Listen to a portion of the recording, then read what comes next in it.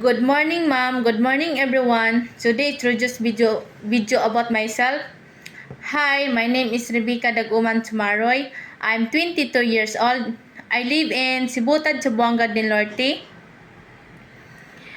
You can call me Tata. I'm grade 11 student at Cruising Bayabas National High School. My parents' name Wilma Daguman Tumaroy. My father's name is Ri Abel Tumaroy. My mother work is housewife. My father work is farmer. I'm the elder child. We are 5 in the family. I'm helping my parent. I work in Davao 6 years now from on. What do I love?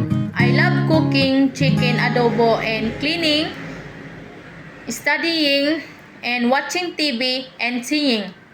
What do I hate? I hate people fake. What do I want to be in the future? I want to be a successful chef someday. The reason why I want to be a chef because I have a dream to make a restaurant, make my own menus. My birthday is February 28, 2002. My hobby is traveling. My favorite color is red. My favorite food is adobo. My favorite sport is volleyball. My favorite sister is Yang. When I grew up, I want to be is editor.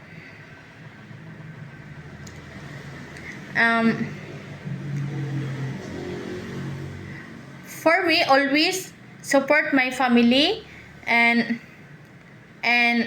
sister and brother